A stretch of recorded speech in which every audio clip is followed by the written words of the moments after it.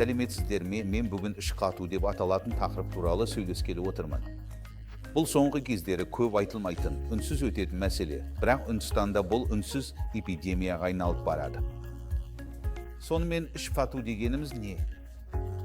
Іш қату дегеніміз аптасына бірнеше рет немесе аз дәретке бару.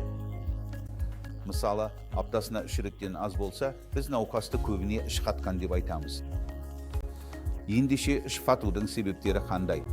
Көп жағдайда бұл біздің өмір салтымыздың өзгеруінен болады.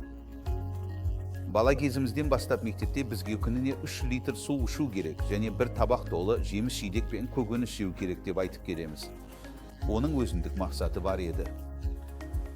Қысқаша айтқанда, қазіргі кезде талшықтың, судың және дене қимылының жетіспеуі іш қатудың ең жиі кездесетін себептері болып табылады. Жүкті әйелдерде бұл көбінесе жүктілік кезінде көп бөлінетін прогестерон гормонына байланысты, ол ішек қозғалысының баяулауына әкеледі. Сондай-ақ қалқанша безі аурулармен ауыратын адамдарда да ішек қозғалысы баяу болғандықтан жиі іш қату байқалады. Іш қату болса, қандай асқынулар болуы мүмкін?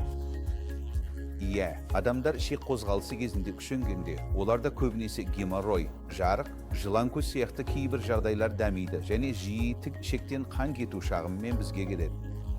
Ендеше мен сізге іш қатумен ауыратын науқасты емдеуге қалай көмектесе аламын? Міне, Ванаграм Аполлон мамандандырылған ауруханасында бізде іш қату клиникасы деп аталатын шағын клиника жұмыс істейді. Ол қазіргі уақытта бүкіл ел бойынша хабардарлықты арттырып жатыр. Мұнда біз тек іш қатуды ғана емес, сонымен қатар іш қатудың негізгі себебін, сондай-ақ іш қатудың медициналық немесе асқынуын емдейміз.